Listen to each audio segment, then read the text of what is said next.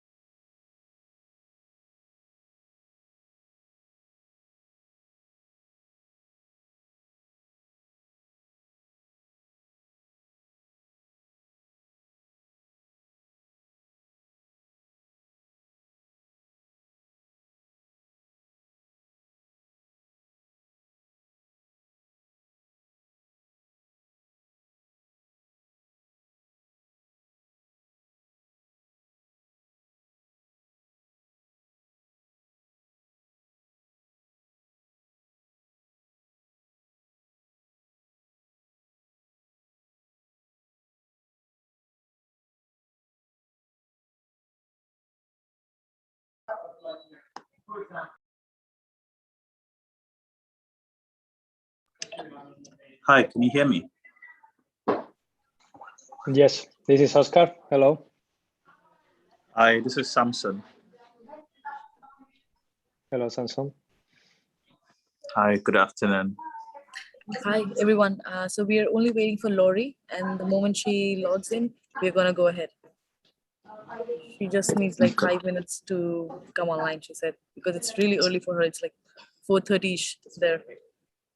Now, Parul, I sent you an email earlier. Did you see it?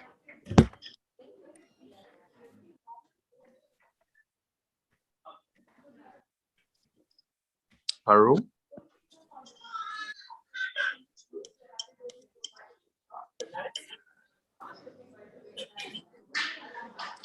Parul, can you hear me? Hello?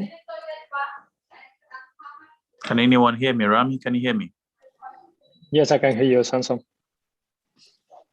Oh, great. It seems Parul cannot hear me. I will not be able to put on my camera, so have to do this without my camera.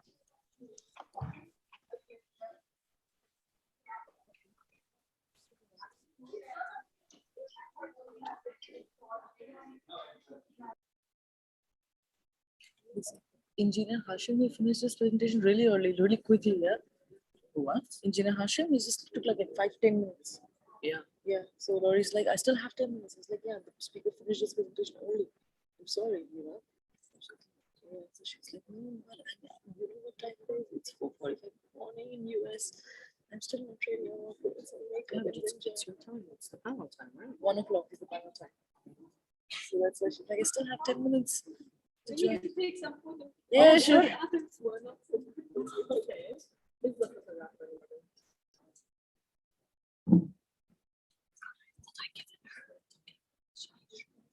No. So she moved from here. So I thought that she left because she has a meeting. So I thought she left. So I did not even tell you to give her the decision to.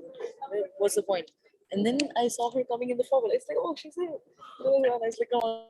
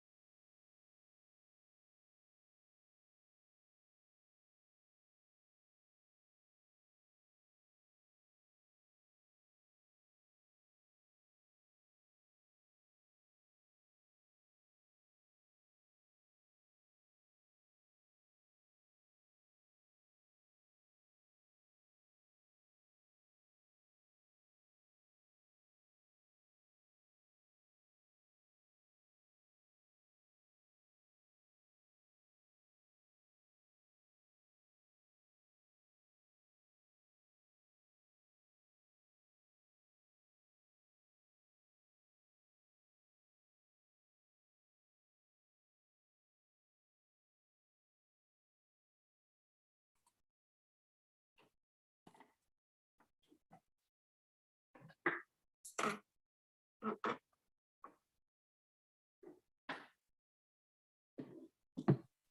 everyone. Hello? Hello? Can you Hello. hear me? It's Lorianne. Yes. Hi, everyone. Apologies for moving it a bit up. Some of the speakers, they finished their presentations really early, like in 5 minutes. So, and thank you for cooperating. I will now switch on the main video.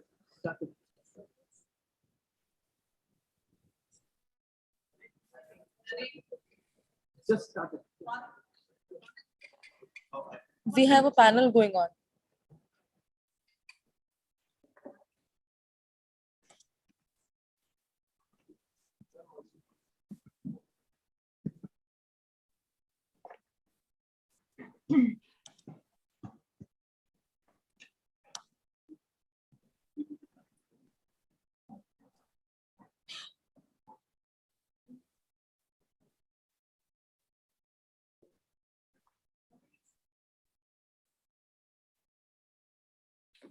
Parul, I need to go grab my glasses, okay?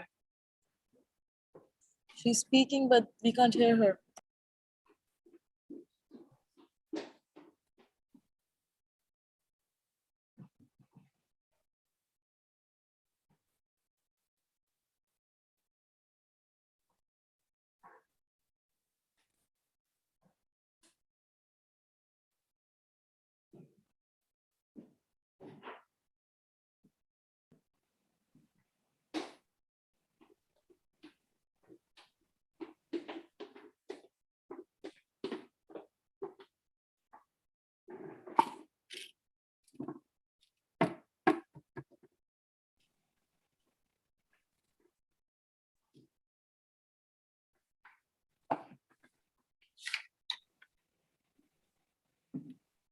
Parul, can you please answer my question that I emailed you about?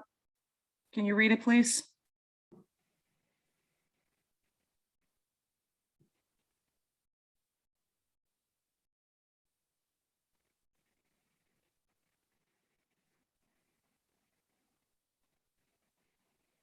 Because I don't have any of that in a script or anything.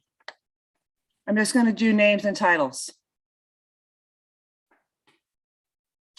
All right, well, good afternoon, everybody, and thank you so much for joining us for the last panel this evening. What we're going to be doing is talking about the digitalization, if you will, and the deeper line of sight that technology can have on our ports and the competitive advantage that it can have. Hi, Lori. I And, did not receive any Because questions. I don't have any of that in a script or anything. Okay, are we just gonna do live? Names and titles. It's all right. Yeah. Names and titles work. All right, well, good afternoon, everybody, and thank you so much. Okay, so joining me now, my apologies, everybody. There's a severe delay here in the United States with this feed, so I don't know if I'm live or if I'm not.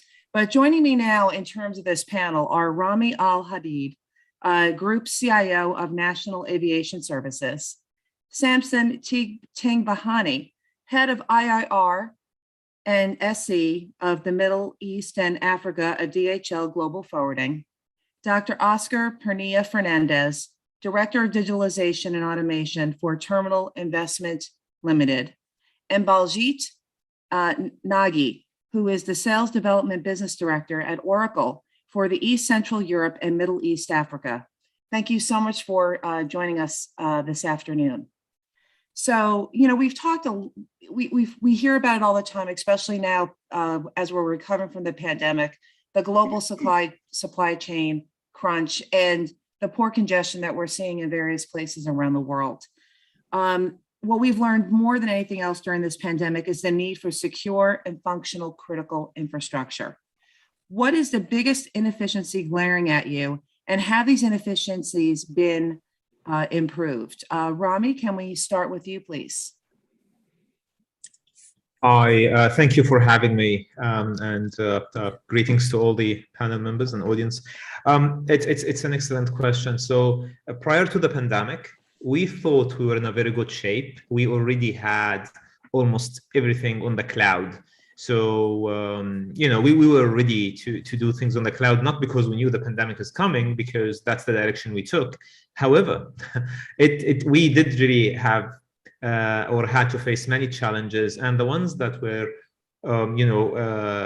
completely unexpected were the requirement for remote access, not only for the users, which we had in place, it was also for the operation.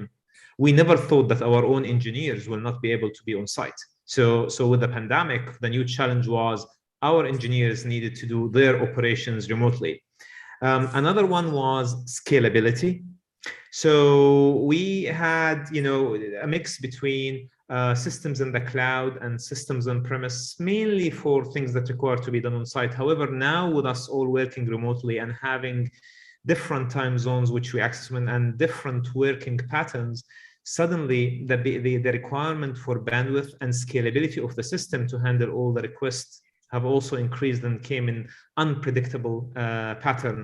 And finally, adoption. So we did have lots of tools for remote work, whether it's Teams, Zoom, and many other things, but our own staff were not really conversant with them. They had them, but they were not using them much. So all of a sudden, everyone had to become an expert on how to work remotely and use the technologies remotely. And these were probably the key three challenges that we faced as a ground handler during the pandemic. I think we could all attest when it comes to working from home, especially at CNBC, all of us were reporting the news and reporting live programming, as it's happening.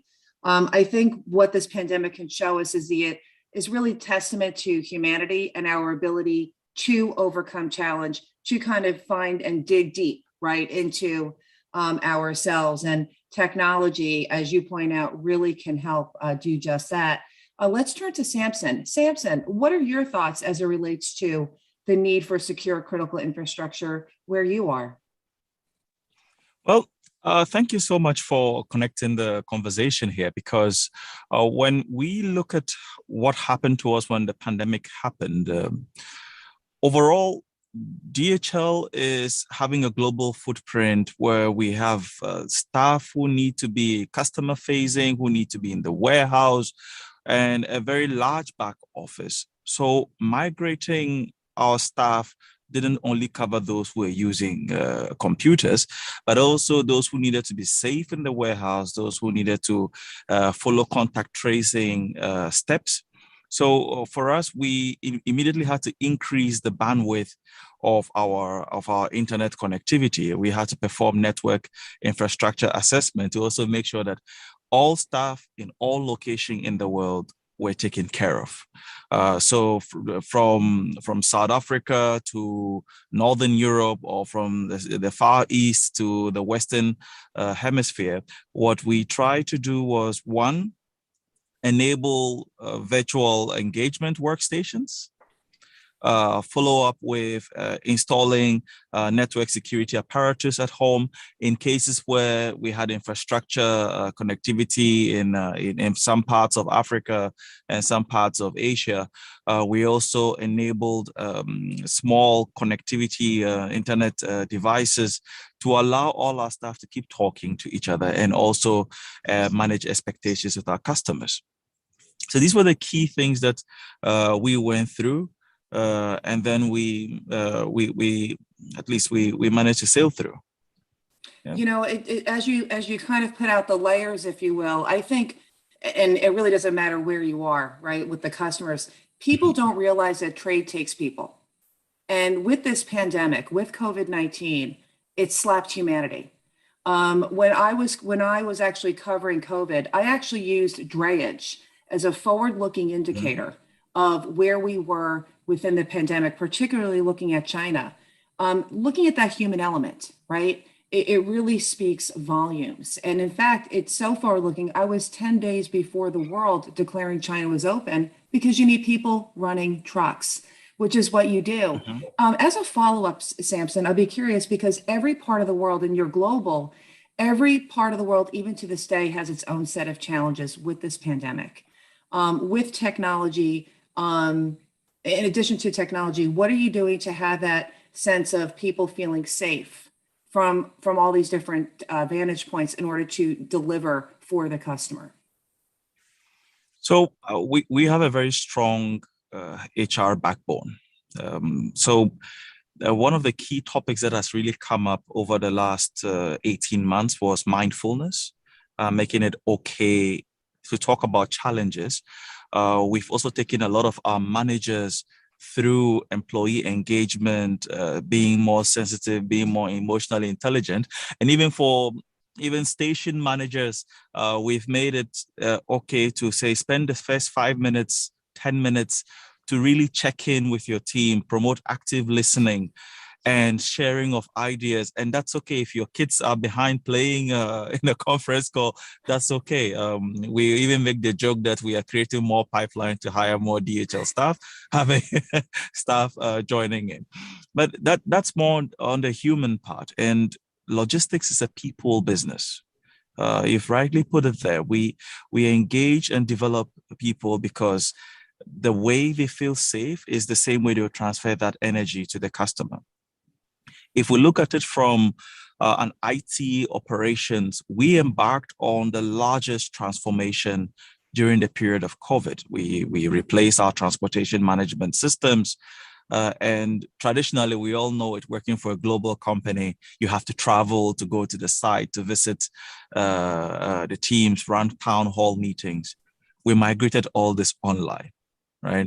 And every time we share it, we also created a COVID task force, which was registering cases that we're experiencing internally in the company, making sure that there was support to the staff, even with our third parties. So even some of our warehouses, we work with third party providers, and we're extending a helping hand to them.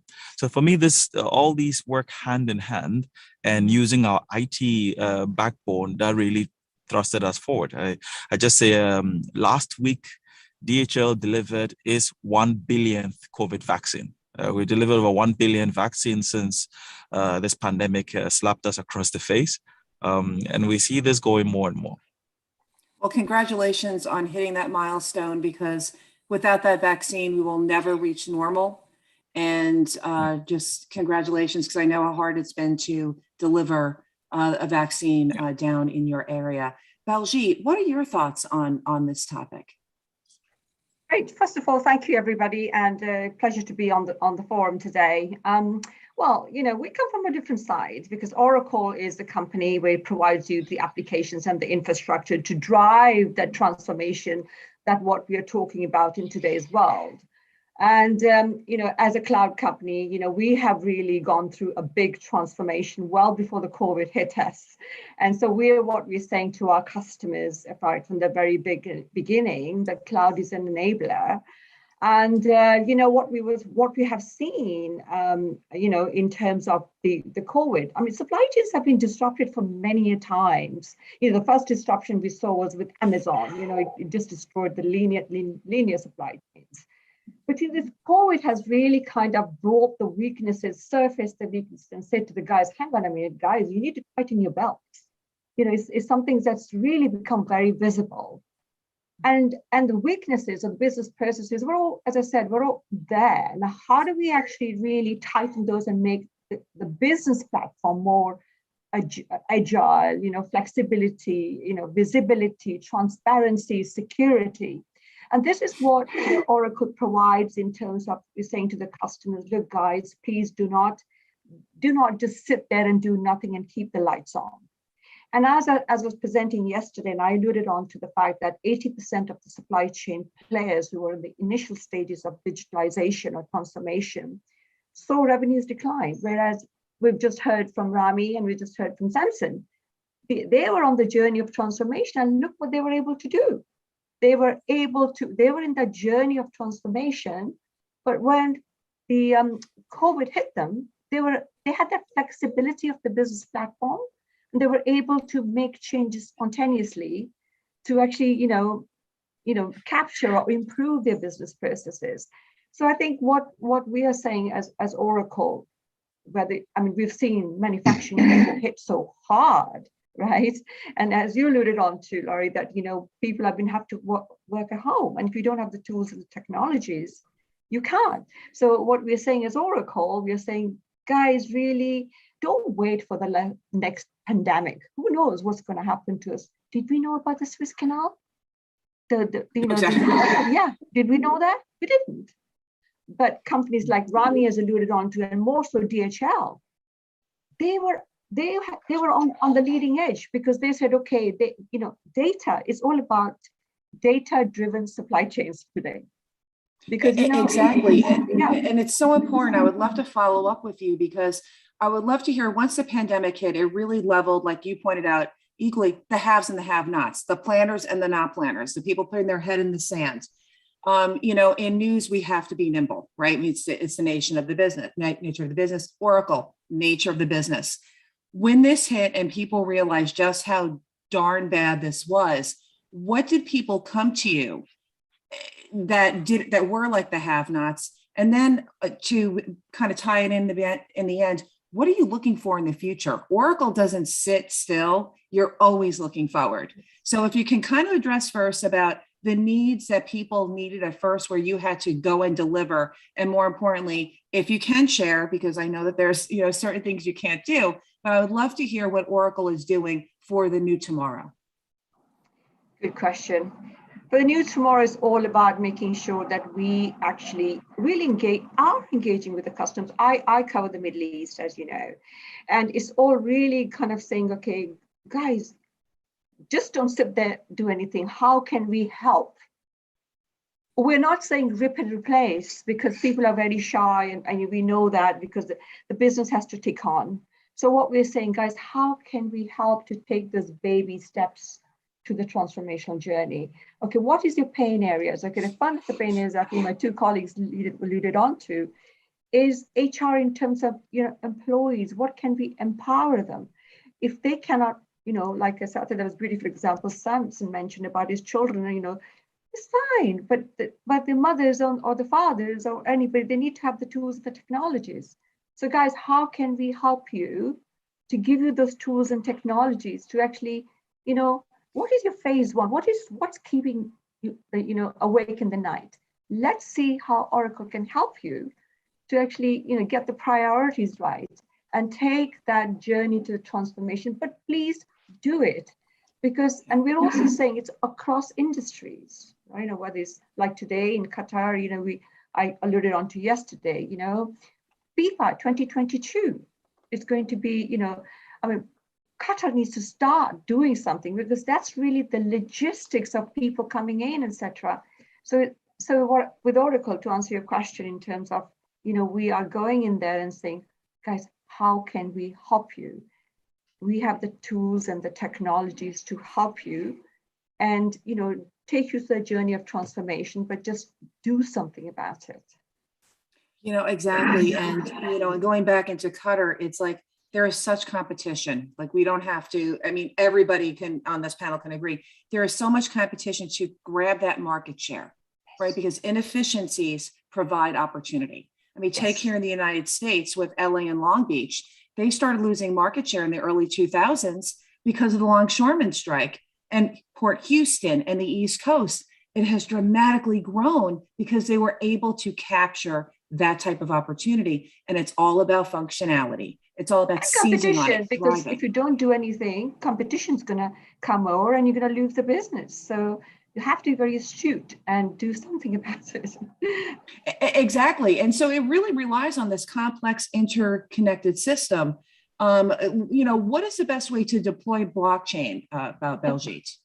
I knew you would be alluding on to this. Look, I'm gonna give you my examples from I wear a Oracle hat, right? So in this journey of transformation, right, and what we're talking about, this transformation, is Industry 4.0 is really has driving the automation, right? So in terms of transformation and changing your business platform to be agile and flexible, etc., that's the impetus, and also giving you to embrace the latest and the greatest of technologies, which is blockchain, AI, ML, RPAs, etc., all of that. So when it comes to blockchain, of course, it is going to reduce your IT cost and expand your B2B or B2C markets. But at the same time, I would say to the organization, what is your business case to implement blockchain? Now, I would say, okay, is it really your smart contracts, which is fine, which is what people do, number one. Or today, when in supply chain, it's all about track and trace. And I think Simon alluded on to that, the vaccines they were transporting. Now, with this, I would say, okay, if that's the nature of your business, track and trace, which is underpinned by blockchain, you need to see, okay, I'm transporting my vaccines from A to B to that warehouse. Do my transportation vehicles have the right temperature, the right, whatever is needed to get to that hospital or retail, right? If it's been tempered, why is it tempered? If the temperature has gone down, why is the temperature gone down? Why should I let it go down? What is it that I can capture before it goes down? Let me send another vehicle in and transport. And that's really, and the most other one which stays really at me is recalls. Yes. So this is what I'm saying. Understand your business case first. Why do you need a blockchain? Because it's all about cost and implementation. But it's again understanding, putting in a business case, why do I need it? And because it's all about trusted parties, right? And so yeah, so that's what I would say. And of course, I think it's great because from a journalist standpoint, it's like you hear blockchain this, blockchain this. What the heck is it? I mean, you know what I mean? Like in the real world, what in the world is it and why do I care? And then you hear, AI, and then you've got the union saying, oh my gosh, you're going to lose jobs. Well, no, not really. You can get smarter jobs and you can get paid more. And so, Rami, let's fold you in on this discussion. We need a complex and interconnected system. From your vantage point, you have done a lot. You've built these type of systems. Talk about the need for it, but also, too, if you can kind of fold in that humanities standpoint about dismissing that it's like the boogeyman and it's going to take your job away. Absolutely. I mean, we did during the pandemic actually deploy our first production blockchain. It happened during the pandemic. And, yeah, you're absolutely right. Blockchain, so you hear it a lot, but then before you talk about deploying it, or before anyone talks about deploying it, they really need to understand what value does it bring. I completely agree with Baljeet about what she said. I mean, do you actually need blockchain? And then if you do need blockchain, in what scenario do we need it? So it's really horses for courses. It's like, it's all about planning. So for example, who are the different stakeholders? What are their roles in the blockchain transaction? How much volumes are you expecting to see in terms of transactions, and what is the throughput? Are you going to have 100 transactions per second, 1,000, or is it like 2 transactions a day? You really need to understand all of this, and then you need to consider the impact on your operation. How are you going to operate that platform? Blockchain platforms are still, it's infrastructure, it requires operation, requires people looking after it. And now we go to the human factor. Will we lose jobs? We haven't seen, I mean, since the invention of the ATM machine, long time ago, when everyone thought banks will shut down, there will be ATM machines and people will lose their job. It's not true. It actually creates more jobs. It evolves the business. It creates more opportunities to do business. It creates more capabilities, and it creates new jobs and new expertise. So we have not seen so far, every time when we deploy a new technology, yes, it might bring cost saving down in a certain process, but that does not necessarily mean we terminate jobs. It just means we might have now more bandwidth and more capacity and capabilities to deploy new lines of business or to improve other areas. So I hope I answered your question. No, you definitely did. And Dr. Purnia, let's fold you in on this discussion. And thank you for being so patient to hopping in here. Having that deeper line of sight in the supply chain really is what sets ports apart. It gives you that data sharing. To achieve that deep line of sight is hard. And sometimes it is hard to achieve, but we need to separate proprietary information, right, from the information needed to achieve the data sharing. And listen, the Port of Los Angeles and Port of Long Beach, they are prime examples right now because they are landlord ports. And that's why you're having a lot of these problems. From your vantage point, what are your thoughts about this deeper line of sight? Well, first of all, I am presenting as nextport.ai, not TIL. But that doesn't matter. I think that what we are trying to do with Nextport is to accelerate smart port programs where the use of artificial intelligence is the basic foundation. Okay, so in that direction, actually very matching with what my panel colleagues mentioned before. But following your example, right, the Port of LA and Port of Long Beach, right, the congestion that we are suffering there, okay, the lack of supply, the lack of visibility, reliability, right, and it's something that is a global problem. I mean, it's more visible in LA and Long Beach because of Christmas and many things coming with Black Friday and so on, but it's general. Many ports has congestion, many other ports has other problems, but it's an endemic problem. And what the pandemic and but also the general situation challenge us is that the current ocean supply chain is not sustainable anymore. And I'm not talking about the environment only, okay? I'm talking about the way we are working, right? So we don't have a clear answer or an aligned answer to what has to be done. I think in Port of LA, for example, to follow the same case, they go to 24/7 and they go to penalize the companies that are basically delaying the containers or idling the containers in the terminals, right? But if you don't look at the overall end-to-end industry, you will not solve the main problem we have, which is actually on the way we are working, right? And then if we are talking about blockchain or we are talking about artificial intelligence or any other that will be coming, we need to truly connect this to how we work. That means the re-engineering of the processes, how the people is playing a fundamental role there, because I think I also agree with my colleagues that it's not about losing jobs, it's the opposite. And we see different roles and new people, new generations. We need to leverage the amazing experience that the people that is working in supply chain and ports already have, right? And all that is coming along with technology, of course. So in general, to your question more on data sharing and in general digitalization, for the ports that we are assisting and supporting, we only see acceleration in terms of how rapidly they want to change the way they work, okay?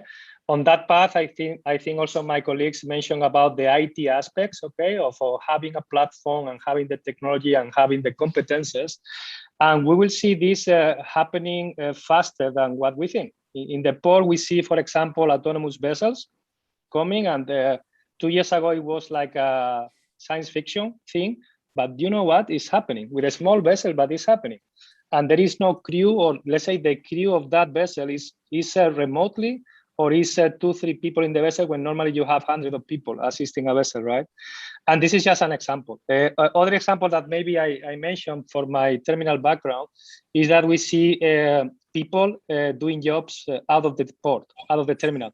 So for example, for the pandemic, we need to move everybody doing planning out of the terminal. And that breaks the whole thing. I can tell you that for 10 years, I was fighting, because fighting is the word for changing a little bit the paradigms in the way we work, right? And actually in the pandemic, we have no way, we had to do it, right? And we need to do things remotely and even driving cranes remotely, okay? And the technology is ready, and the remote operation of cranes is helping us on making clear that that is possible.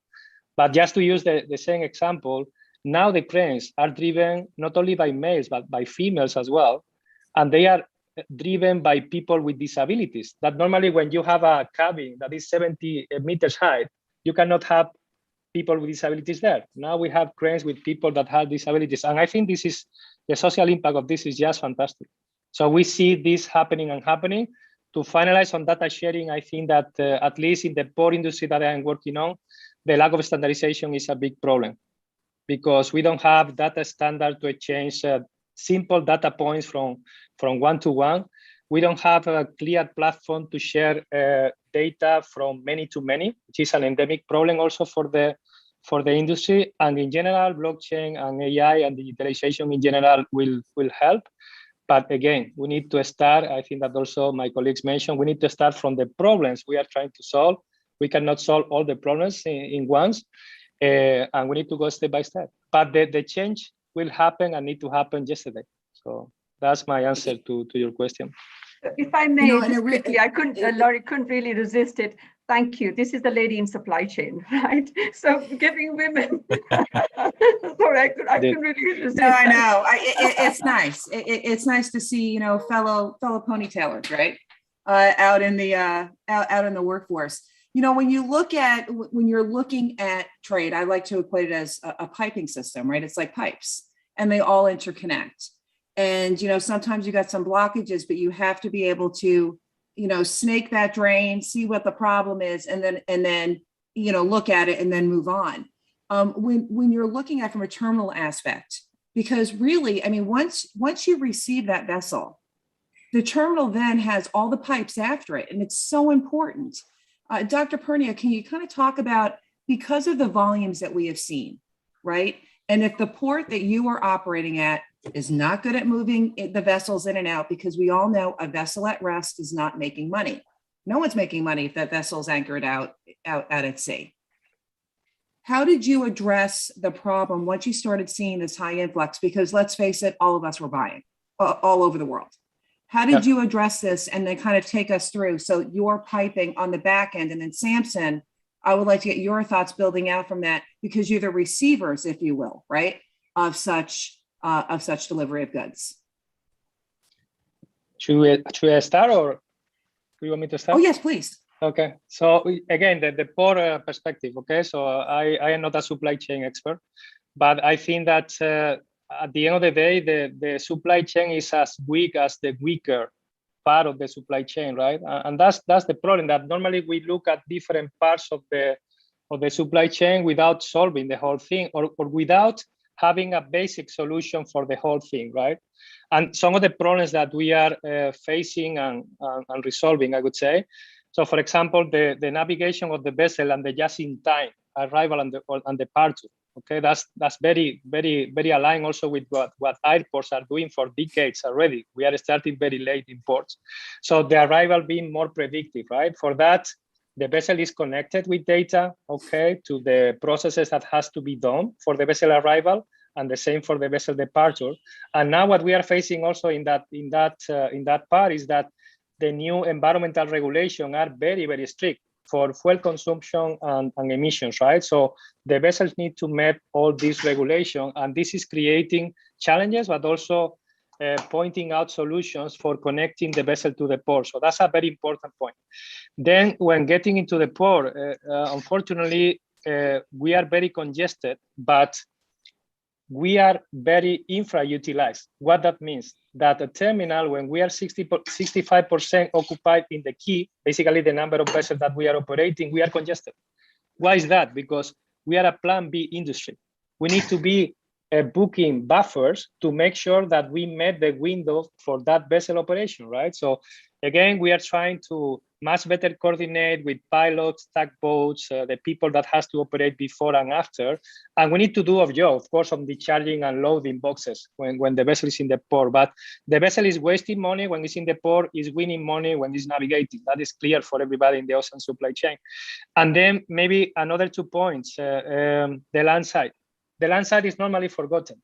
At the port level, and I would say port and terminal, at least the customer we are serving, they are completely blind, or they don't have a complete view on what is going on. What is the supply? What is the demand that I can provide?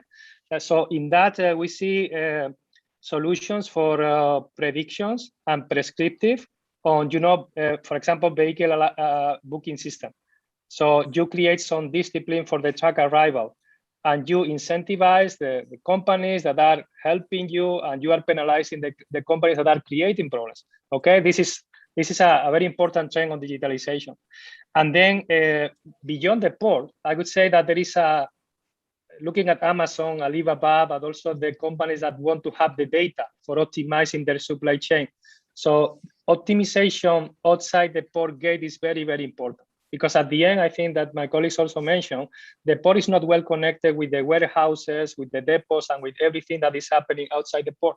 So those are 4 examples of things that we are facing, but also we are solving. The efforts on blockchain and artificial intelligence and in general data platforms are driven in those problems. Exactly. And for all of those reasons, that's where you would gain from a port standpoint, from a terminal standpoint. If you were more efficient, Maersk, Hapag Lloyd, you'll be a more popular destination to offload rather than being one of those places where that they avoid that we're seeing in the UK. Samson, you are the all-important road guy. Without you, you would have containers stacked up into the water. So let's roll up our sleeves here. Give us your insight from your aspect of that passing of the baton of trade. Well, if I look at it, our purpose is connecting people and improving lives. Well, we start from that angle because as my colleague other colleagues on the call are all alluding to, getting the right use case, how to maximize port space usage, the land side. From a DHL perspective, we offer the end-to-end visibility for our stakeholders. I wouldn't just say the customer. And that in itself is the icing on the cake when we talk about supply chain. I'll give you two perspectives, one about the pandemic and the other about general operations in supply chain. So when the pandemic hit, what nations were looking at is how are we going to come up of this issue that is affecting us. So already early on, we started planning, all right? And we started looking at how have we moved vaccines in the past? And there are certain regions in the world that are quite knowledgeable about how to manage or use vaccines. The biggest advantage here, I'd say more Africa and Asia. Because of the six childhood killer diseases like polio. Normally vaccines are going here. We know in West Africa, we had cases of Ebola. So they are used to delivering vaccines or delivering aid to remote areas. And that is the last mile delivery part. Now, from the manufacturer to the gateway at the airport or the port, seaport, we have to now look at how can we safely transition the aid through these handshakes. And what we look at is smart sensors. I think you hinted on it when we talked about the temperature gauge. What we look at is having a unique identifier that a customer can punch that unique identifier, be it a house bill number, be it a vessel number. Sometimes we even go to the extent of giving the vessel engine number because it's easier to find it on the high seas than any other number or the IMO number. So this helped us to really be ahead of the curve, to allow us to contact and talk to port authorities because various countries had priority lists, what type of cargo was going to be allowed onto a plane, what type of cargo was allowed to be offloaded in the port where that cargo is stored before customers can have access to it. The part we struggled to fix, and I still think that is what is causing the global container crisis that we are facing, is that when a container is delivered to a customer, sometimes there's nobody to unload the container, to get it back to the carrier, to load it back into the port, to get a truck who would freight it to the port to be loaded onto the vessel. And as you said, the vessel that is in anchorage is not making any money. All right, this is going to go on for a bit of a while. So tip to everybody, please do your Christmas shopping early because there is a headache that is heading towards us. The second part, which is an endemic supply chain problem, is that there are certain trade lanes that block up the supply chain. As of about 3-4 months ago, it was more expensive to transport a container from the port of Lagos, that is in Nigeria, than to freight it from Shanghai to Nigeria. Just because of port congestion, just because of issues in getting your cargo out. Now, of course, in the Middle East is far more advanced. If we look at the ports in Qatar, both in Doha, if we look at the port of Dubai, the Middle East is becoming a very good hub in connecting this, and that's quite strategic. And this is something that we always need to continuously evolve, better regional integration, better visibility in supply chain. And DHL, what we've done now is, now almost 5 years, we released what we call the DHL Trend Radar. And this is open, it's real-time visibility to anybody who is interested to look at different technologies that can help you be ready for any type of challenge. And we categorize this into now, 0 to 5 years, 5 to 10 years, and beyond 10 years. And here you will see that big data analytics is a trend that is happening in almost all sectors. Right? We see how many data science projects are going on, leads generation, predictive technologies. We also see that machine learning and deep learning, which are basically algorithms that we train to look at the market pattern and help us think in that direction. Right? This is open source that we are using, and we even break it down further into automotive, into pharma, life sciences, and all other types of sectors that help us to be more intimate with the customers. If I look at Qatar, Qatar is very strategic. We just launched the first in the industry of a mobile innovation center here in Dubai, with very close to the Expo 2020 site. We're going to look at moving that also to Qatar in 2022 for the FIFA World Cup, where you can come and interact with various innovative trends, not only from the soft side, but robotics, that's physical robots, hand-picking robots, warehouse robots, cleaning robots, dimensioning robots. And I must say in there, this has not replaced the workforce. It has only enhanced them. And this is more and more how the supply chain works. So you can see that in both scenarios of the COVID vaccines and the operations, what we've tried to do is that there needs to be seamless flow of data, clean data that makes sense, and continuing to keep our purpose in mind, which is the connecting people, improving lives. So this is the way we work. This is how we engage, and this is how we make the supply chain more robust, trying to inspire more trust with anyone we work with. You know, Samson, all the points that you just mentioned shows how valuable, right? The intrinsic value of data. And unfortunately, there are a lot of bad guys out there. I know here in the United States, cyber attacks have greatly increased because of the pandemic. Rami, in terms of best practices, what can companies do in order to thwart this increase in cyber attacks? So that was the probably most unpleasant part during the challenge that I really had to face. It's basically, you need to remain current. You should always expect the unexpected. I mean, there are probably 4 points that probably I can immediately think of. It's you need to plan for security. You know, security should not be something that you add at the end or something that you do when it's too late, when you need it. It should be something that is embedded in the architecture, in your infrastructure, and on the services you're using, in the applications you're designing. That's one. The second one is there is always a question: can we afford this? The question is, can we afford not to? So a lot of time, you know, companies and executives might be deterred from investing in security because of a price tag that they see as maybe unjustified, or the risk is too little. But then if the risk hits, what would you do? I mean, you need to define what is your strategy. If you're willing to accept the risk, then you should be willing to be able to continue your operation or your business if the risk does actually occur. So, and the third one would naturally be business continuity.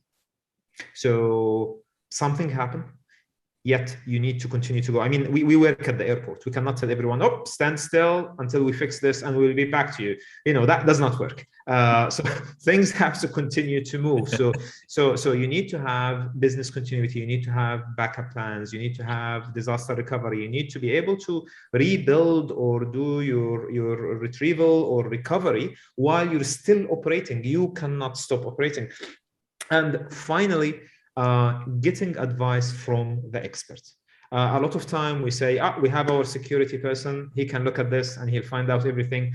No, you cannot audit what you built. You need to bring people who specialize on this, people who are outsiders, and you challenge them to break it. You want them to break it. You should not be disappointed if they do. You want them to expose all your vulnerability, therefore you can address them. So these are probably my advice to anyone looking at security.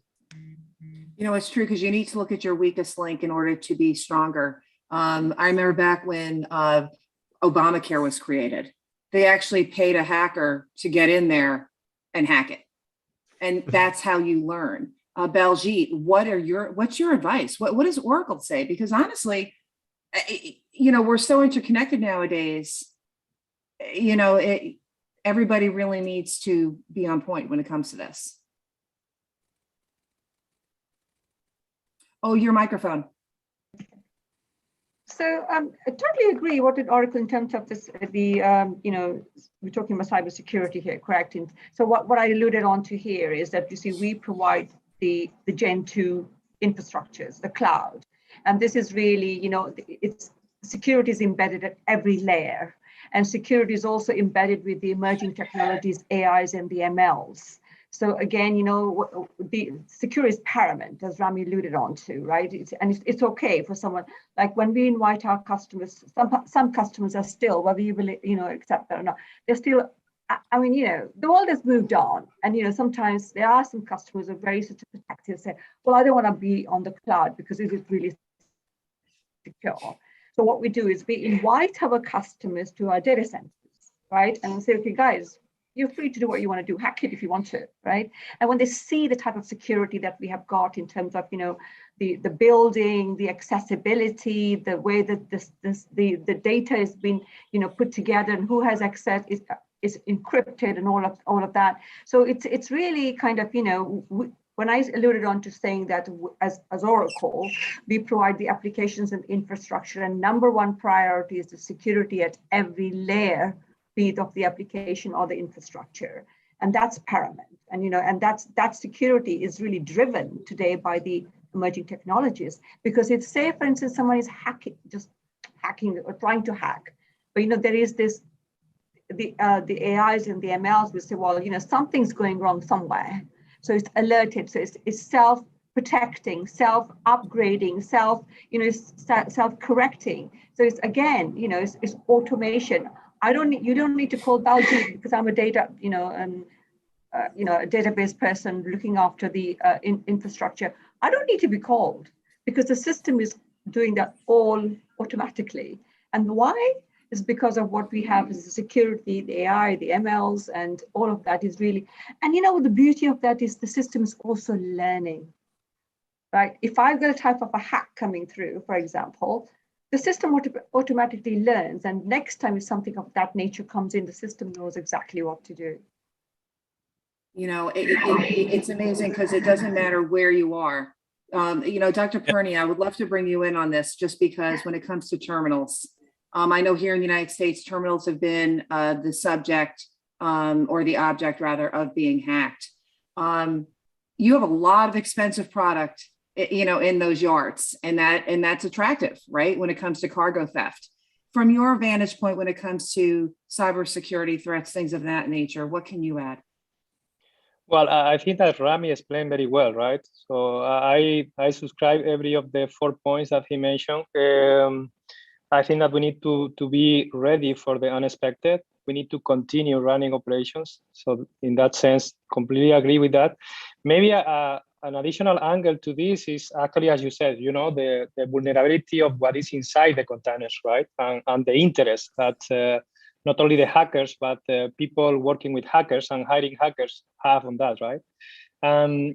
So the thing is that when the police or the authorities disable a network of narco traffic or something else, the next one is ready. So it has a refresh frequency of days. Okay, so we need to be ready for that. So we need to coexist with that. Of course, everything that we are doing about the smart containers and traceability and track and trace, I think that Baljeet also mentioned, is very, very important. But still, the vulnerability is there.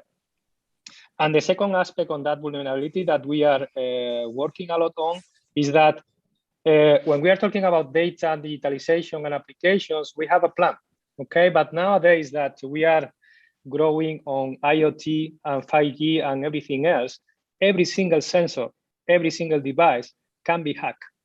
And how we are ready for operations technology that can be hacked from outside and that will be very sensible to that, I think this is the next step.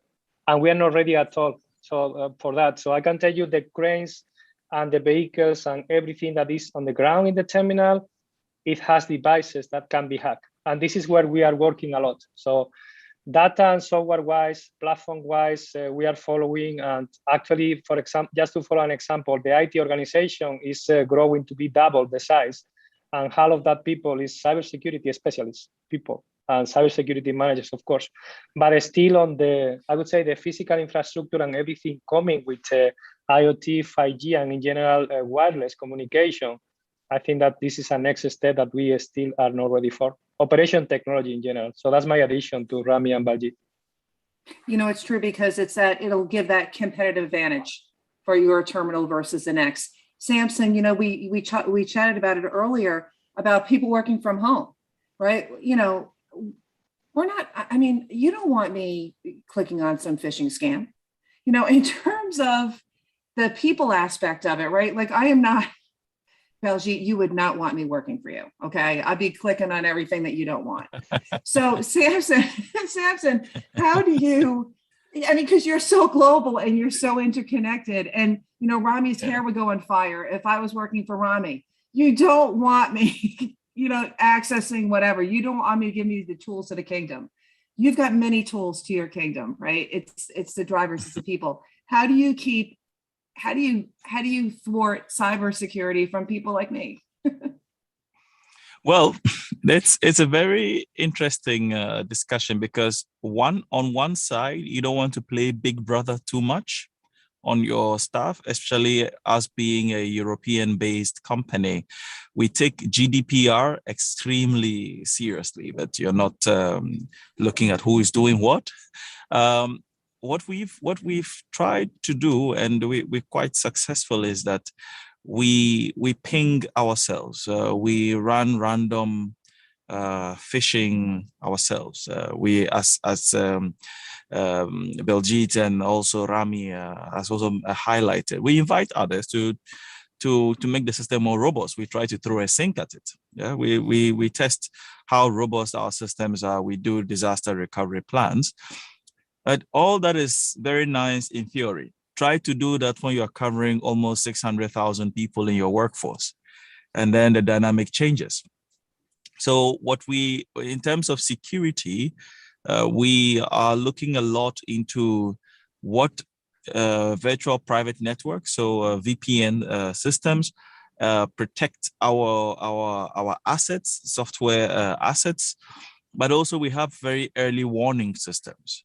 Because as I mentioned in my last submission about a seamless flow of data, as very romantic as that sounds, data coming from, say, a supplier system moving into our space is even more tricky because it could have a Trojan, it could have different malware.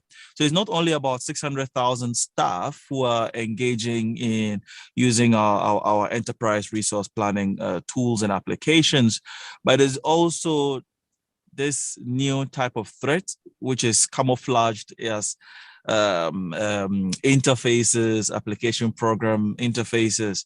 All that comes in, and the way we deal with this is the firewalls, the early warning systems, having external link management systems, and also having different type of systems that we cannot communicate publicly to safeguard the crust of our operations. If we talk to our air freight managers, when we talk about how we manage or we keep our system safe, think about changing an aircraft engine whilst you are in the air. Imagine if you're a passenger and you look out your window and you see a bunch of engineers removing a plane engine to put a new one. I'm pretty sure you will not be so happy. But this is what we try to do.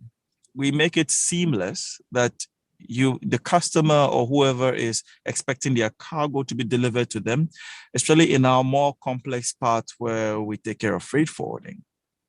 That part is really, really important because you have very delicate cargo, you have very sensitive cargo, pharmaceuticals, military, you also handle out of gauge cargo, you're using all kinds of sophisticated equipment to move cargo from point A to point B. So the way we also take care of that part is making sure that there's safe storage, both physically and virtually. There's data security, there are different documents, classifications, document storage.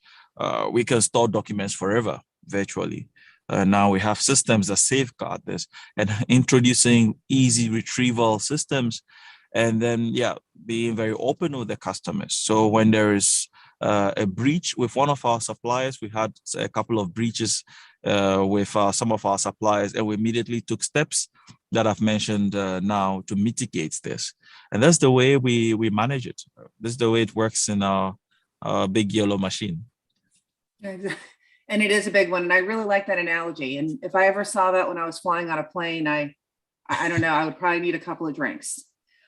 We've got some really great questions from our wonderful audience. And this one is from Abdelazi Boras from Qatar University. And, they're talking about, of course, what we were talking about earlier about blockchains and the integration, and also like encapsulating this tremendous data.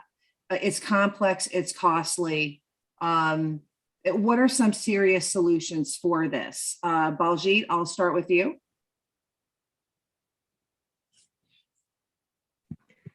Sorry, I was on mute. That's okay.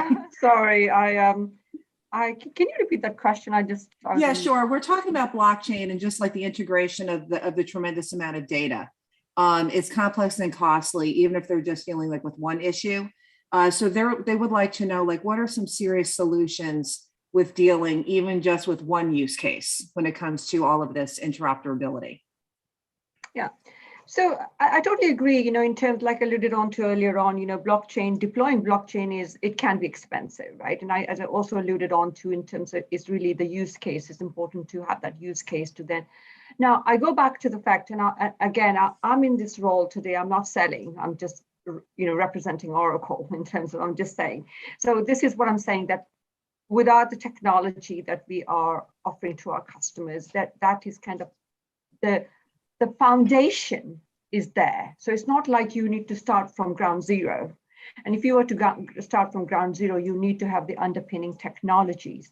And when it comes to the blockchain, we already give you that foundation.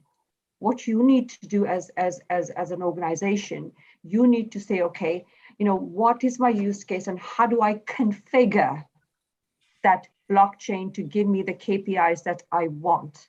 So that is really, and then when you look at that use case is really who is going to implement it, because we provide you the technology, somebody has to implement it, whether it's Oracle, because we also offer our consulting services, or you also have a partner who actually comes in and implement it. So it's really in terms of definitely, like I think my colleagues also alluded on to and agreed with me, is guys, define the use case. It's no good saying because blockchain is a hot cake, everybody needs to implement blockchain. No, because this use case is so important. And from my experience from Oracle, I just alluded on to, it's very much in the financial services, in leasing, etc., where it's come to smart contracts and documentation. I think Simon also alluded on to that. Where do you store your documents? Because these documents are stored in the blockchain, in the nodes, in the parties you invite, because that's the transactions that everybody get the visibility of. So again, and when I switch my hat to go to track and trace, which is so important today, that's been mentioned. So in terms of this, again, it's really transactions, right? So what is it that, why am I implementing blockchain? So in the case of this transparency and, visibility, I gave you the example of transactions. Then let's go into, vaccines in terms of the serializations, recalls, cold chains. So it also depends on where the industry focus. So if I'm looking at a university, I think that the question came from the university. And I think from a great use case for the university is going to be smart contracts. because that would be ideal for universities to really embark on it. And again, life goes on. Why do you want to increase the scope? It's always very much define your scope and then start. Exactly. You really need to have the precision of like a pinhead. You just can't do it. You can't be scattered. If you have that laser-like focus that enables you to harness that deep line of sight that we need in order to achieve that connectivity, because with logistics, in the end, and Samson will agree with this, and Rami and Dr. Purnia, all of you, you need to plan. And the better tools that you have and the tools you want to implement need to achieve that goal, because the better that you can plan, the more efficient you can be, et cetera, et cetera. Rami, how would you address this question in terms of the how and how you would dissect that? It's definitely costly. It's definitely complex. When I'll talk from experience. When we came to deploy the blockchain during the pandemic, blockchain, we've only started hearing it in recent years. It is still in the early stages. There is, until now, it's not like there are many documented, proven, agreed, let's say, forums that you basically just plug into. You need to first know the use case you're going to have. You need to know the stakeholders you want to work with, to then determine, are they going to be talking the same language? Is the blockchain architecture you're picking, is their blockchain technology you're picking is going to be acceptable by all of them? For me, the biggest three challenges were agreeing with my other stakeholders, what are the standards that we're going to use? And the second challenge was finding the experts with the right experience.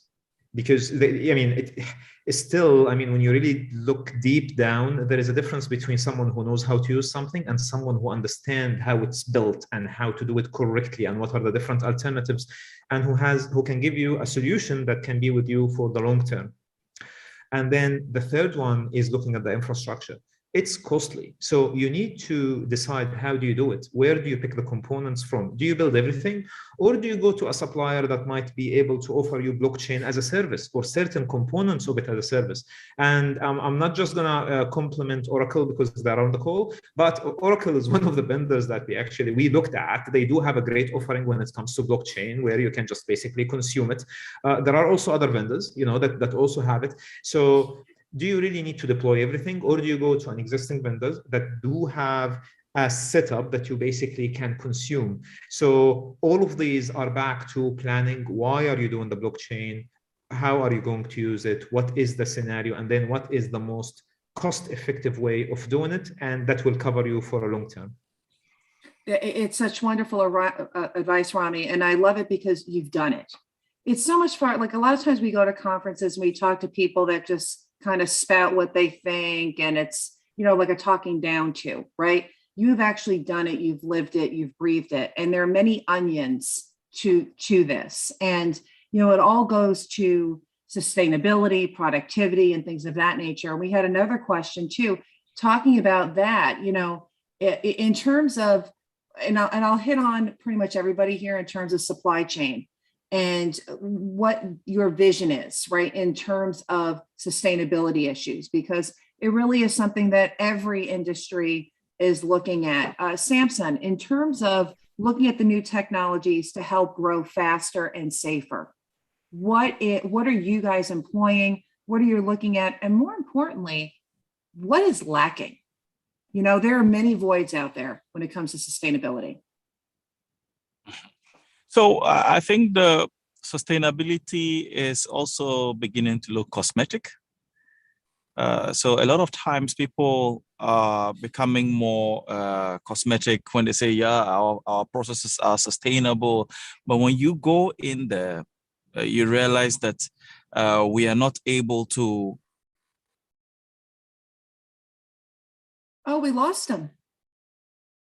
All right, let's move over, to Dr. I can't even talk anymore. Dr. Purnia.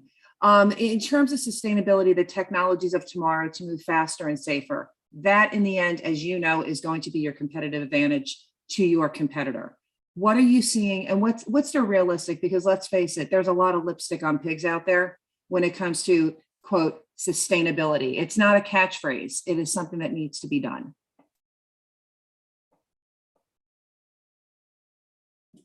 Oh, you're on mute. Can you hear me now? I can. Thank you. Okay, perfect.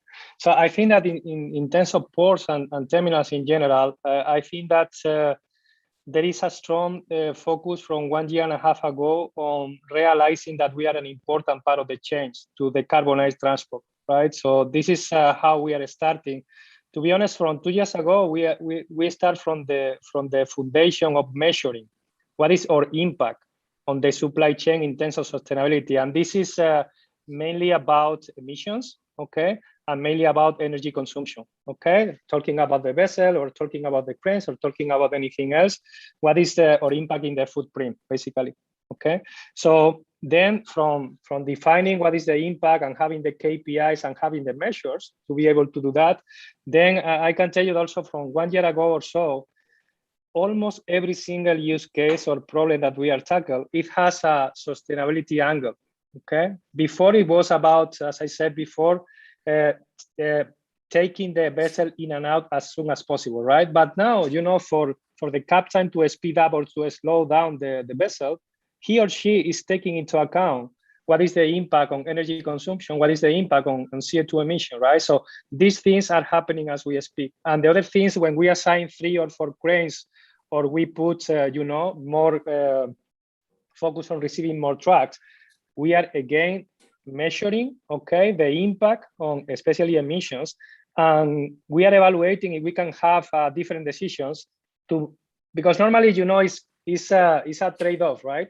If you want to be more efficient from environmental point of view, you are going to be less efficient from operational point of view. So we have always to be playing with that, but it's great that it's happening, that we realize how important we are in the chain for you know, minimizing our impact in climate change.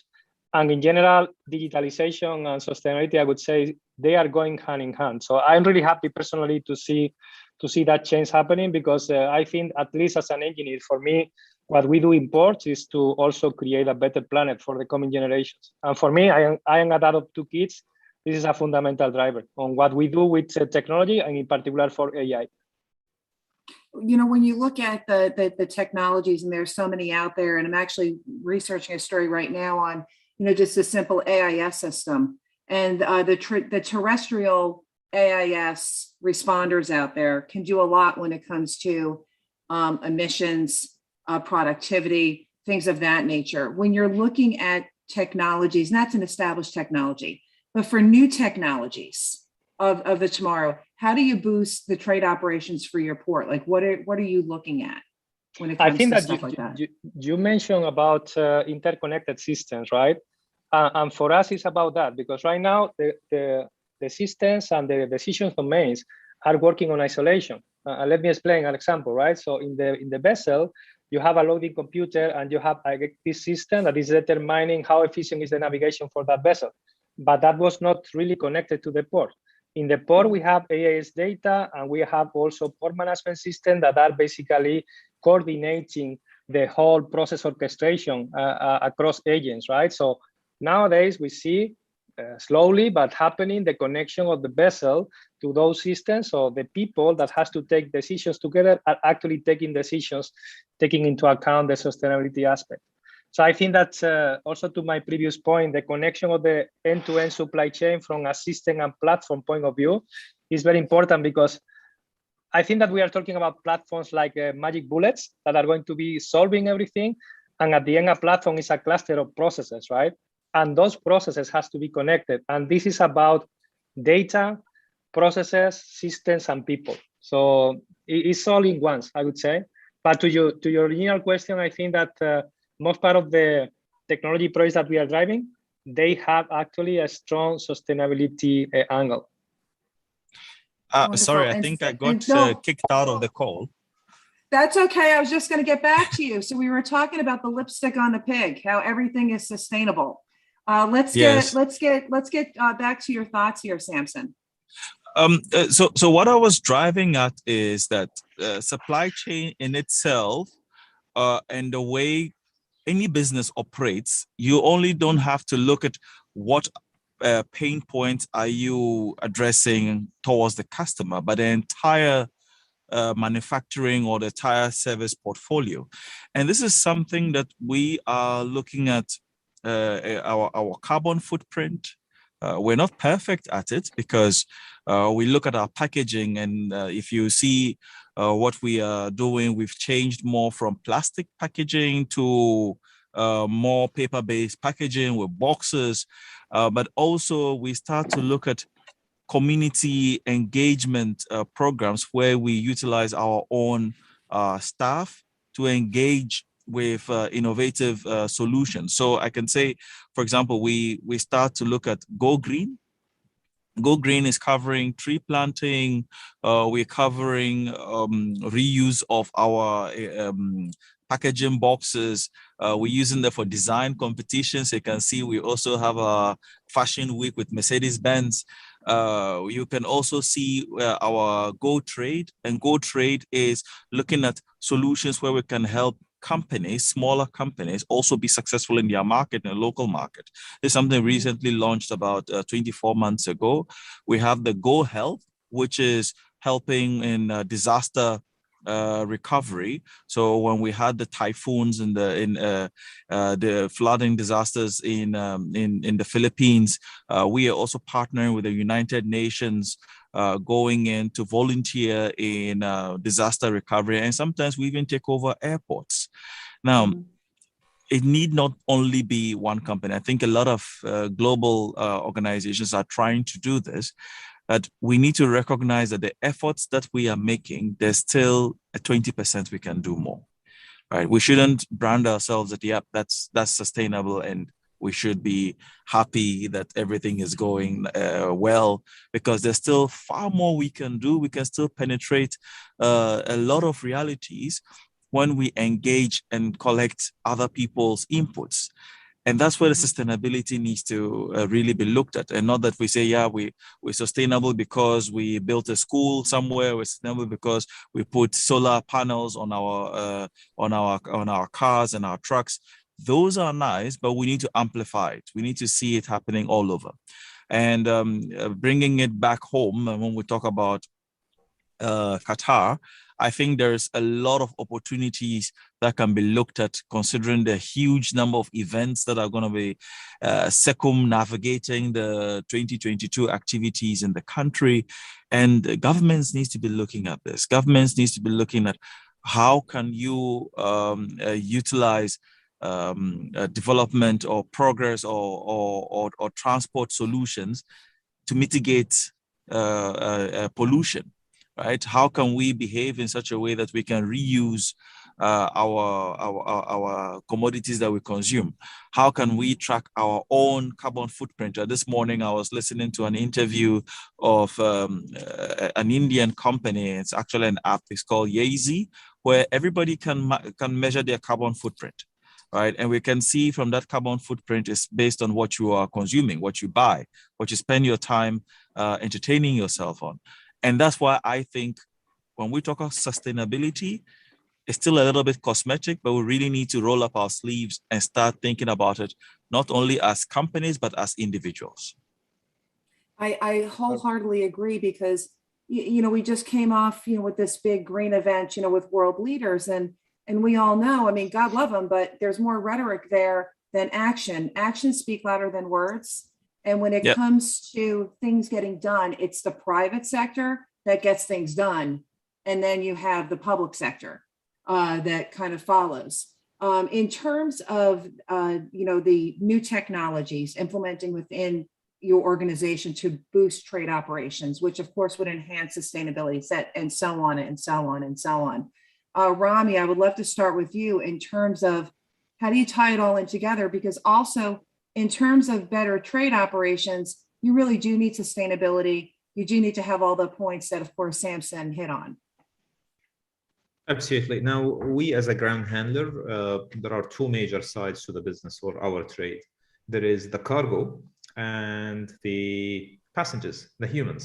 So the pandemic hit both of them, obviously, but it was a lot more severe on the passenger sides.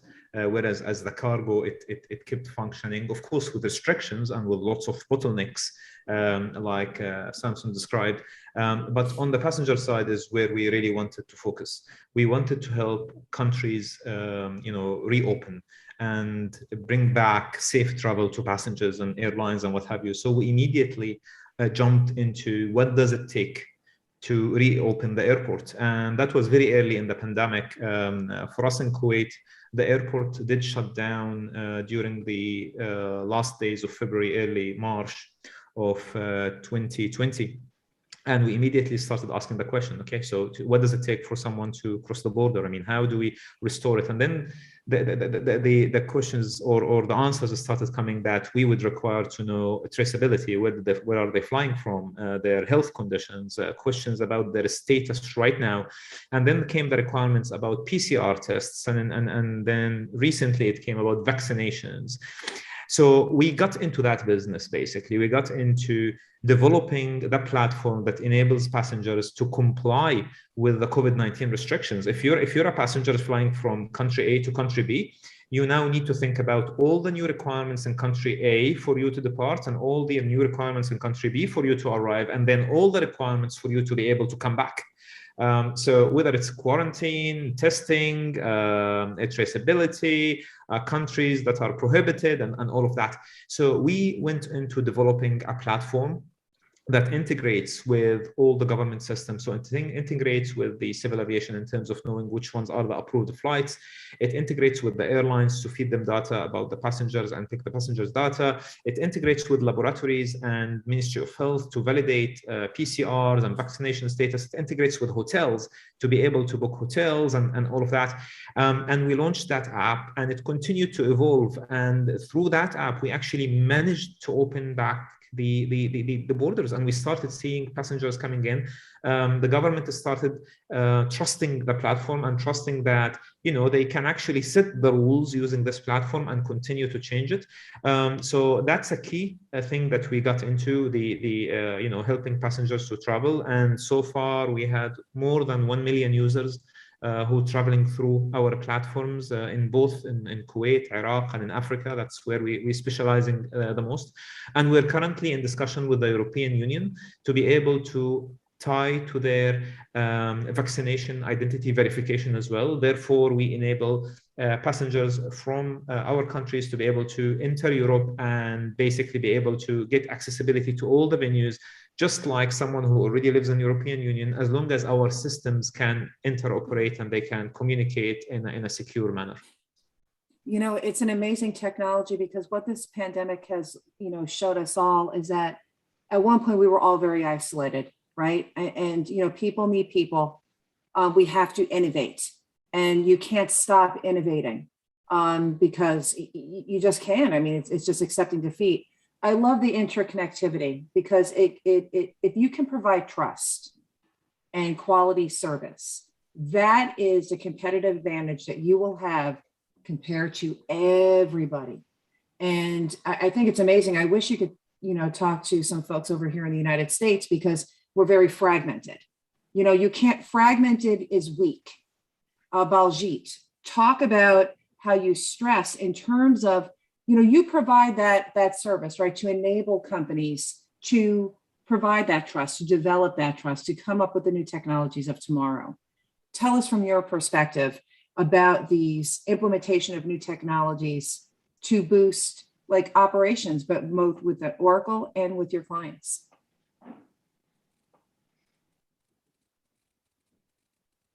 Oh, you're on mute again. There you go.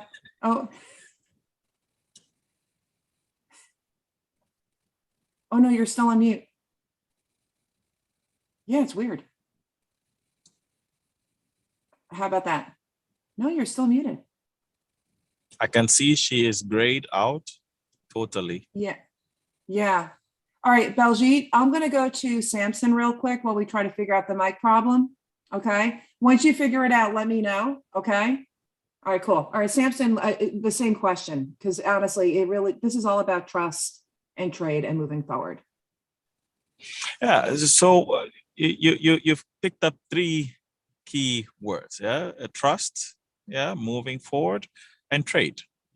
Right. So anything that is not properly amalgamated, you will always have these issues where we are exposed to data security, we're exposed to policy failures, because then there are always competing priorities, and it's very difficult to put these priorities into proper perspective, right?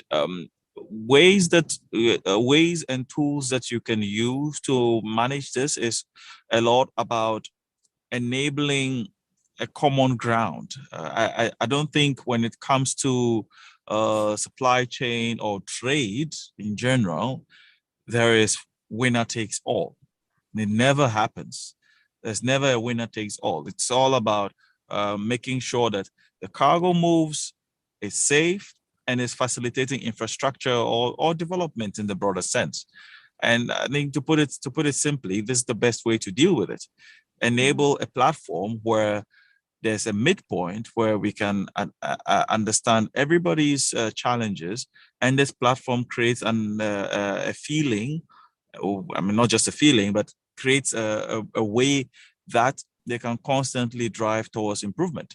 If this is not happening, then yeah, we failed as a people.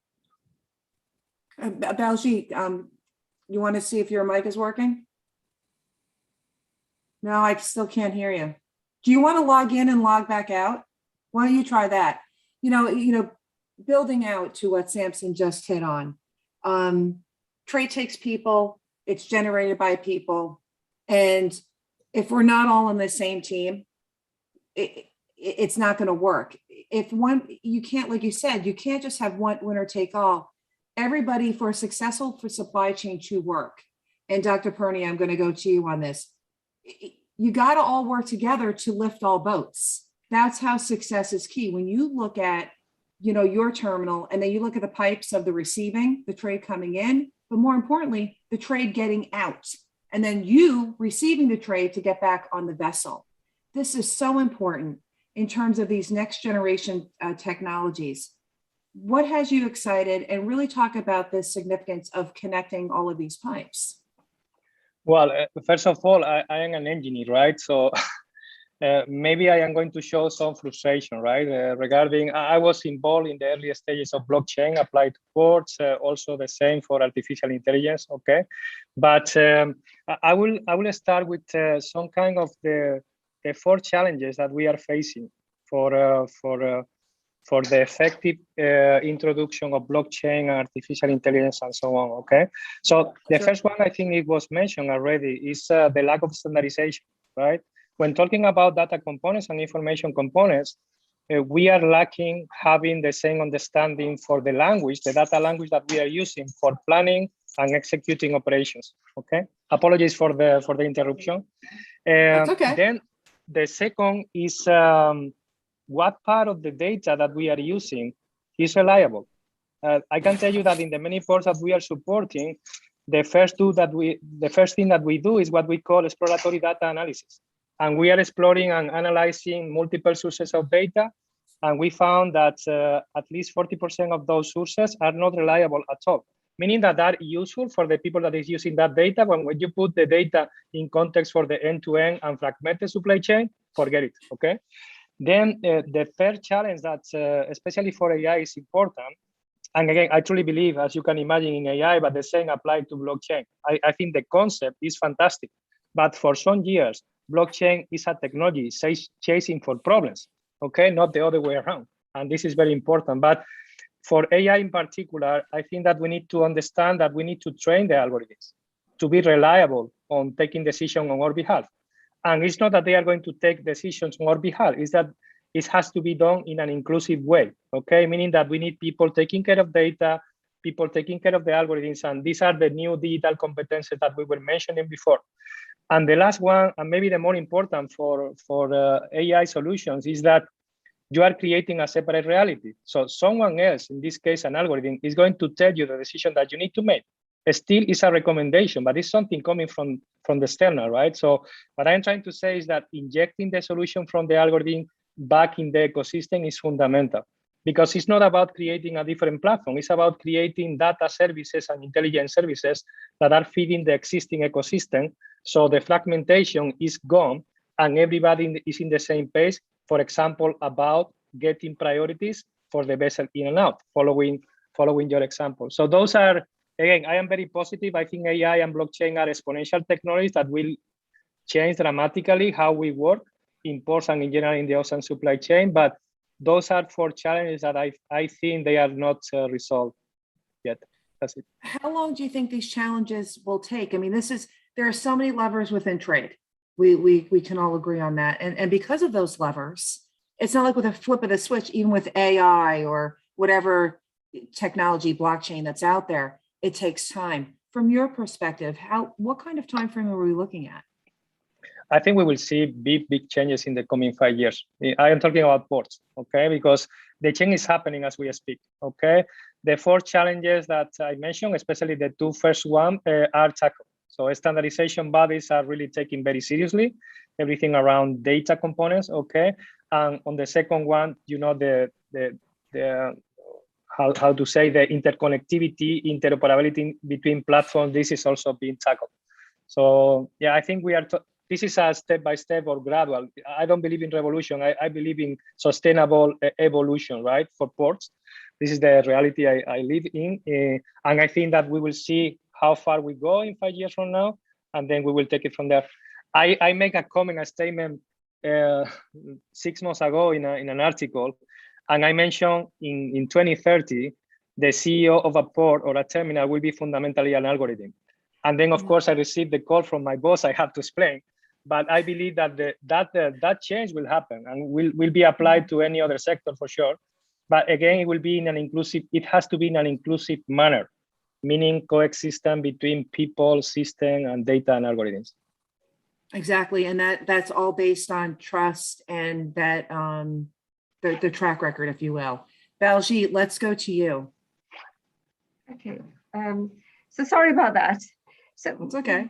Brilliant discussion. And what is Oracle, you know, in terms of, as I alluded on to, the fact is that, you know, everything is cloud enabled. And as long as your business platform is enabled and flexible and gives you the agility and mobility I talked about, and specifically when we are talking about AI, RPAs, etc., MLs, these are embedded in our applications, right? And what we are saying is, and I was reading an article on Gartner, because you know Gartner was saying, especially the RPA market today, it's really, we have got vendors who are really 80% of vendors who are really heading towards RPA. That's the way the world is going. But all of this means is automation. Now I want to pause here a bit, because see, we today in supply chains, whether it's ports, whether it's manufacturing, we are on a journey of transformation, but it's not just, it's data-driven transformation, because data is key. And everybody alluded on to, in some point of their discussions, the heart of all of this is planning.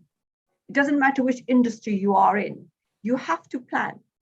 And today, planning, gone are the days where you're sitting in the back office and just you've got massive Excel spreadsheets, because all you're doing is internal data and nobody questions you. And this is where the failing points are, because today, the corporate strategies, the financials and the operational strategies have to be aligned, and planning is the source of it. Now, planning in terms of not just capturing the data is structured and unstructured data, and also getting data from outside, which is your AIs, the sensors, like, you know, my colleague talked about the port congestion. You know, why do I have that congestion? It's data that, how can I prevent that? We talk about smart manufacturing. We talk about smart logistics. We talk about smart everything, smart factories. And we also talk about voice of the customer. So what Oracle provides you in this so-called the technology and the applications, etc., we give you those tools to be heard. How are you going to implement your smart factories, your smart logistics, your smart, manufacturing. And what is the voice of the customer? Because the voice of the customer is so important to become customer-centric and to be able to have that business model to change it. And when I come to the planning, all of these AIs are embedded in this because you have to do the what-if scenarios. And today, everybody alluded on to automation because the systems will automate that. If I had a Swiss Canal scenario and I had a data coming in, it's doing my simulations and saying, okay, what if I have the next Swiss Canal scenario? Am I really ready for it? So, so all of these from an Oracle perspective, we really give you those tools, I call it tools, whether, it's applications, infrastructure, and most importantly, the dashboards. The dashboards, the analytical dashboards, which is what we need to drive the grow the business, including sustainability. And I think we're talking about that because today Oracle's applications are sustainable enabled because our data centers are green, because we have reusable energies, right? So all I'm just saying is that everybody in today talked about, and the last I would say is really drive that digital transformation, but it's really cloud and data driven. And that's transparency, visibility of an end-to-end business process. It can be source to settle, plan to produce, last mile. Everything has to have that visibility, provided you've got that business platform. And this is what we as Oracle deliver and help our customers in. It's true because you really do need to have a time frame, but and also being nimble right within the time frame. Don't get stuck within that Excel spreadsheet, because we can all attest here that I think logistics managers around the world are just going on. They're just going right now. I mean, when it comes to a logistics budget, how the heck can you even bother to even put a pen to paper? Rami, when we're talking about the changing dynamics of the trade industry, we have sections of the chain, maritime. It's very stuck in their ways. Let's be real. And, some areas are more forward looking than others, or the head in the sand. No, the ship is fine, but it's on fire. We could, you've got to really dispel the myth from the reality. With what you're looking at, you've told us these real world actionable things that you have done. And you're a great example of this. How are these technologies that we've talked about today? And this is my last question for a wonderful, awesome conversation. How has it changed the dynamics of the industry Michelle, of trade? Let me just chime in there. I just received the family emergency message, so I really have to drop off. So I hope that's okay, and I do apologize, but I really need to look at the family. Family is first. Right? Samson, family's first. Okay, please. So we catch up later. I hope all is well. Bye-bye. Wow. Okay. Rami, let's talk about the final question about these dynamics of trade. Absolutely. So we're constantly looking at technologies to improve the dynamics, and definitely artificial intelligence and robotic process automation are buzzwords now that we hear, but that they're actually a lot more. I find them at least to be more practical and easy to consume, especially that there are lots of players out there in the market that can help you. Traditionally, we had very smart people generating lots of reports and sitting in offices and using big whiteboards and drafting scenarios, and there is a limit to the human capability, capacity, calculations, vision, seeing things in 3 dimensions. Whereas, you bring in these new algorithms that can deal with a lot more variables, a lot more faster. They can take many more dimensions into consideration. So, for example, we are exploring artificial intelligence in how can we optimize our resources allocation.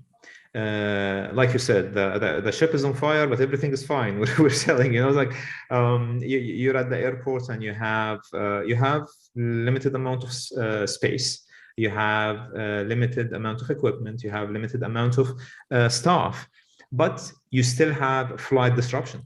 I mean, you have flights arriving early, flights taking off late, and you still need to handle all of them.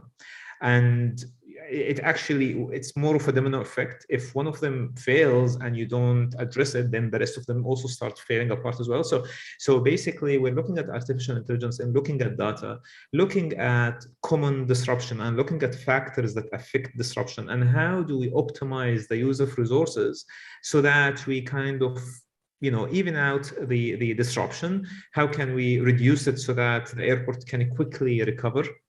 So that is one way of looking at artificial intelligence. And when it comes to process automation, we are looking at that in how can we do two things. Number one, reduce the cost of the process. Human resources are expensive. If you can replace them with an automation, then that is great. And I don't mean replacing the human. I'm saying replacing the effort they're putting in a process. Therefore, the human valuable hours can go into another process that requires more intelligent processing.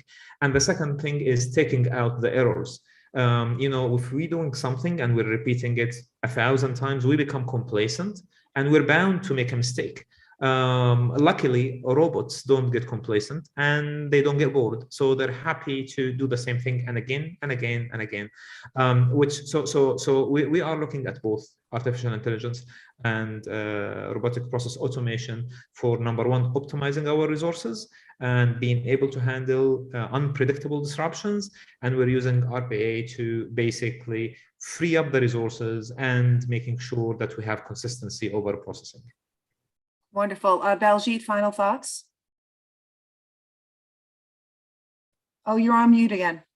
I have to, because it's funny, I'm visiting my mom in the UK and she's with me on the other side of the thing. This is what we do. No, I totally agree. In terms of what Rami alluded on to, that it's really the technology which is enabler, and is driving that automation. And the final point that I really like to conclude in that is that workforce.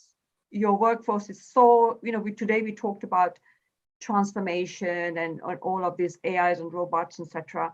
But I think we must not forget our workforce, because workforce is what drives this transformation. What we are doing today in talking about MLs, robots, etc. And Rami, what you alluded on to beautifully is really let that mundane work be done by the digital transformations and AIs and robots, etc. And give our employees the benefit, the platform to really excel, to be part of the corporate strategy and drive that further innovation that's so much needed. And I think as from an Oracle perspective, as said, everybody's looking at that technology and the platforms and the AIs, etc., which are the tools. But really the tools are the enablers, but at the heart of this is our people. And I always say this to conclude with, if I may, Laurie, that, I call myself getting on and old, right? And it's looking like our younger generation.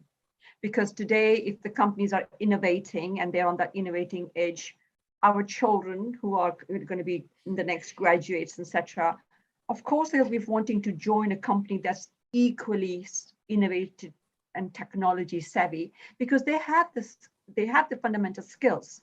They will be coming in as entrepreneurs and innovators to actually drive the business, leveraging on what the companies of today built as part of the modern technologies. Exactly. Wonderful. Beautifully put. Dr. Pernia, final thoughts here.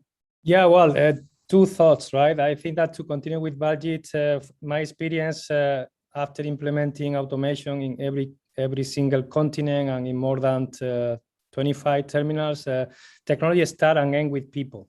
And this is very important, right? But let me step back and also put a reflection about the industry, right? I think that there is a battle as we speak about who will stay relevant in this industry, right? And let me use an example. What will happen with the freight forwarders when you have a platform like Flexport? What will be the role for the freight forwarders? The battle between the carriers that are integrating vertically, right? So Maersk and MSC and CMA CGM, they are acquiring terminals, and they are acquiring also logistic companies, but they are investing massively in technology. So how they will transform themselves, right? So it will be very, very interesting to see how that battle, how that progress in their side will continue fighting, okay, with the Amazon, Alibaba, and so on. Okay, so that's very important. We don't know how the industry is going to be transformed, because actually every 5 years is changing in terms of dynamics and so on. And the second, and it's also matching with Rami and Baljit, is about indeed the people. I am building, as we speak, I am building a startup. After 20 years in this industry, I decided to invest myself, a small group of people, 8 people. So more than half of this team is data science people, okay? And I can tell you that 10 years ago, when I was proposing to have a process engineer in a control room, it was a strong pushback from the management. What are you going to do with that? And only 2 years back, when I was proposing to have 2 data scientists as part of my team, it was exactly the same. So I think also to Baljit, we will see the continuation of new roles and new competences, and we need to leverage the existing workforce, that's for sure. But let me use an example as well. I have a 10 years old son. He was programming with 5 years old, and he's doing AI now with 10. So what he will do when he has 20, right? So I think that's why this technology has an exponential dimension, because we don't know what these guys, meaning the children of today, will be able to do in 10 years from now. So these are my thoughts. Thank you very much for inviting me. It was a pleasure to be with these panel colleagues, and the conversation was fantastic and very meaningful. Thank you. It's wonderful. And thank you so much for adding about your son, because having a dad like you is probably the reason why he will be the man that he is tomorrow. And so I just want to thank everybody for being out there, waiting before they're heading out to have dinner. I still haven't had breakfast yet. And, you know, this is actionable information. And I really hope that this actual information will help everybody lift all boats and move trade forward. Thank you so much for joining us. Thank you, everybody. God bless. Thank you, everybody. God bless.